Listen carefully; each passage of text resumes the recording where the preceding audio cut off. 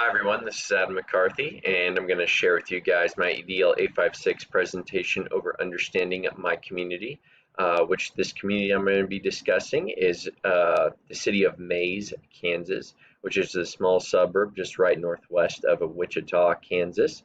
And this is a community that I have been a part of almost my whole entire life.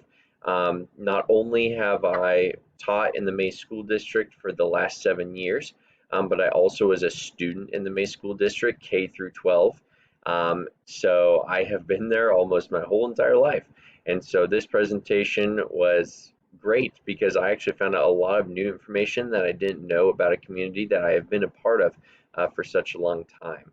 And with a 15-minute time limit, I got a lot to talk about, so let's go ahead and start diving into this. Starting off with our sociological inventory here. Mays is a pretty great district to work for. It states there that a 5% above average starting at teacher pay for our district. So we are very competitive as far as pay goes. And that definitely aligns with a lot of what my presentation is going to talk about, which is the economic side of things. We definitely have a very affluent population of students, not only in my building, but also throughout the district and the surrounding community. Less than 10% of staff leave positions annually, so we are able to hold on to our teachers very easily. We have hardly any turnover, and when we do, those positions are very competitive, even in a teaching climate right now where there are lots of new open jobs. At least in my district, it doesn't seem like we have too many come open very often. In my building, we currently have 859 students who are enrolled. That number is going to increase quite a bit within the next school year because we have a huge class that's coming up from all our different elementary schools into our sixth grade. So that number should be close to 1,000 by this time next year. 29% of our students are considered economically disadvantaged. This was something that definitely surprised me based on the technology and the resources and the amount of parent interaction that I received from all of my students. So that was definitely a piece of information that stuck out to me, and is maybe going to give me a little different perspective now when I'm addressing some students, knowing that what I thought was maybe 5% economically disadvantaged, at least data is showing, wow, it was quite a bit higher than that. As far as our ethnicities go, we have 75% of our students in our building are Caucasian, 13% of the students in the building are Hispanic, and 12% of the students are classified as other race ethnicity. So we are definitely majority Caucasian for our school building, but we are seeing a rise in other populations as the years go on. And even since I've been teaching in the last 7 years, I feel like the population is definitely changing in a lot of different ways. So here's some customs and traditions I'm going to talk about as well.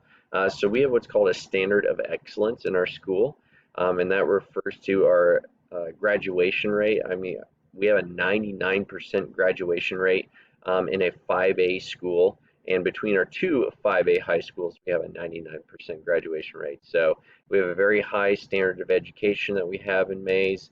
We have a lot of students, maybe one of them, who ends up on going and earning my college degree, and then now working on my second master's. So definitely have a lot of students in that district who excel and who seek excellence past their K through 12 experience in Mays.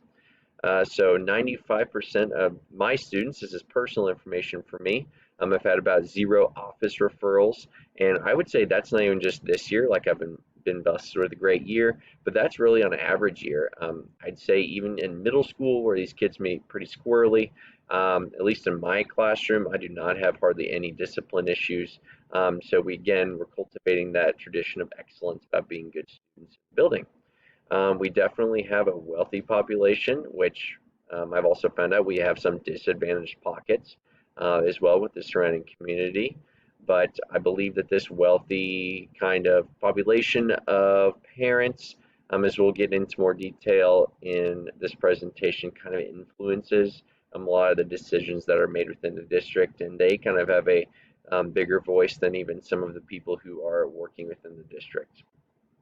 We've been working on curriculum alignment, especially between middle and high school, K through 12. So we're trying to again bridge that gap, and that's a A huge thing that we really want to work on is that continuity piece between our students transitioning middle to high school, and that's not just looking at academics, that's looking at, again, the standard of excellence. We're really starting to push that on the kids at the middle school level. And then changing economic status is difficult for some staff. And so that's something, we have kind of this tradition that we're Mays, we have great kids, we have great schools, great teachers.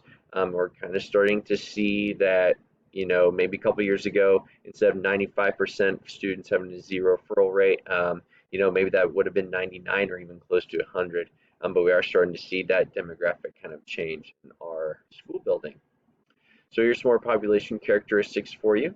99% of our students are English speakers.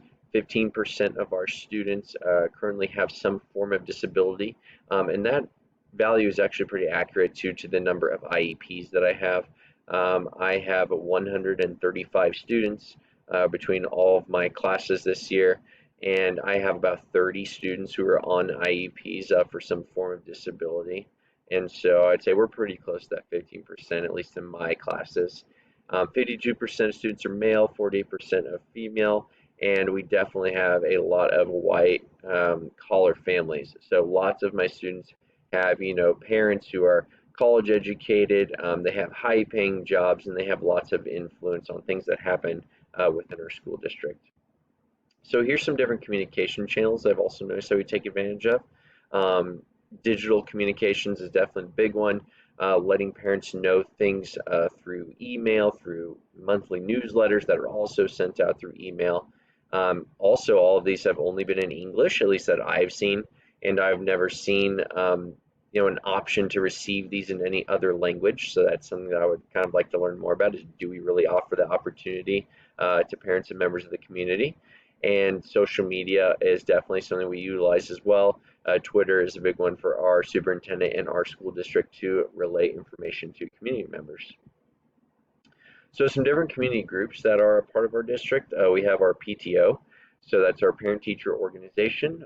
If parents want to get involved into the school, into the district, maybe even beyond that, even maybe make some community influence as a part of our building, they can become part of the PTO. We also have our education foundation, which they host a lot of events to raise money for teachers, and that money goes into grants that teachers can apply for. So that's a big community group that we have lots of community members donate to kind of fund teachers and different things they want to do in their classroom.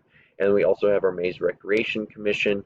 So we host lots of events and things for young kids, playing t-ball, playing Little League basketball. Those are all things that the Mays Recreation Commission funds and provides us opportunities for members of the Mays and Wichita community. So let's talk a little about leadership here. So we have lots of different key pieces in the leadership role. We have our Board of Education and Superintendent. I would kind of say they're on the same playing field. Lots of times it's our superintendent who has ideas, and those are things that have to get approved by the board. Or maybe we have a student who's going through an expulsion hearing, and that involves our superintendent and our board.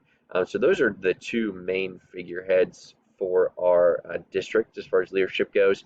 But then taking it a step down from there, we have our building principals, who again make they're very independent. They have a lot of decision making that they have to do for individual buildings, especially now through our online learning. We do have kind of like a district-wide plan that we're going through for distance learning, but the principals in each building are able to manipulate that a little bit and give teachers maybe a little more, a little less freedom depending on their views as principal.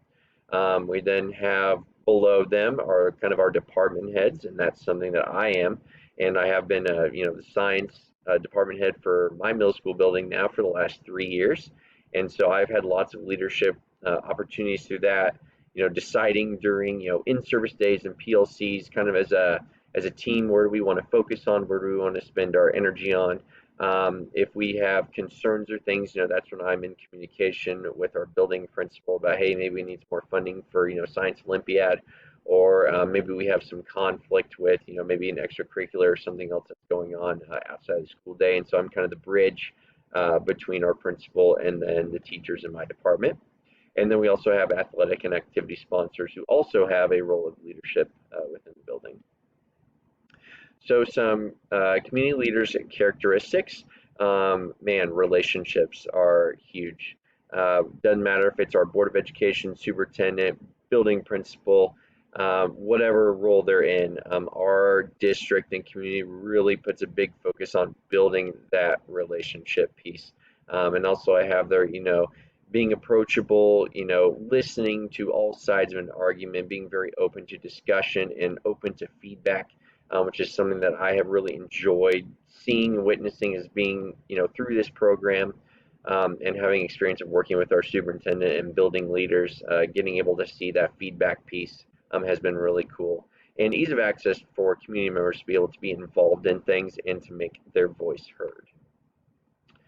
So economic conditions for the city of Mays, just to pick up some highlights for you here. We currently have in this tiny town of Mays, which only has 4,662 people, which is quite a few less than Wichita, Kansas, if you live close to there. But there's only like 92 currently operating businesses in this town.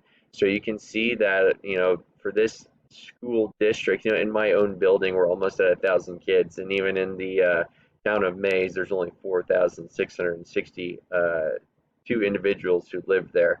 So you can see that a lot of the community not only involves the actual town of Mays, but also the surrounding big town of Wichita. So that definitely kind of shakes things up because you have kind of this agricultural community that lives in Mays, lots of farmers, not a whole lot of income there, but then you have a lot of people who have, again, these white collar jobs, who live in Wichita, who work in aircraft, people who make a pretty good living, and those are the students that we've been seeing a lot of in recent years. And also for the town of Mays, I thought something that was interesting is the median home value is 200,000. And so the way they look at that is that's not just the actual town of Mays. That is everyone who is like in the Mays school district. And our school district boundaries are actually all of the town of Mays. And then we have kind of just that northwest little section of Wichita. And so all of that is included in those figures there. For our political structure, leadership separated politics from schooling. Our superintendent always makes a big deal about how he hates politics. Anytime we get together as like an entire district staff, which does not happen very often, maybe twice a school year, but that's something that he always makes a big point about, to keep out the politics side of things, because he said he doesn't want to bore us with that information anyway. But politics always kind of bleeds into bond issues that we've had, whether we are looking to put new individuals in positions for our Board of Education. Again, that's political side of things, and that always bleeds into these bond issues that we've had, the last couple of years to raise funding for things, and that has changed a lot of people's opinions on some issues. And state and national understanding is also on there. So again, big thing is the social tension that I see. We don't really have a whole lot of racial discrimination, at least in my building, that I've witnessed. Again, maybe it's because of our Capturing Kids' Hearts models, but man, everyone gets along really well. But we do have some kind of economic issues between the two, Mays South and Mays High School. Mays South High School has a lot more of those white collar kids, and Mays High has more of the kids who are actually from the town of Mays and don't have as much. So I've witnessed a lot of social tensions there. So some sources of information is real quick here because we're almost running out of time.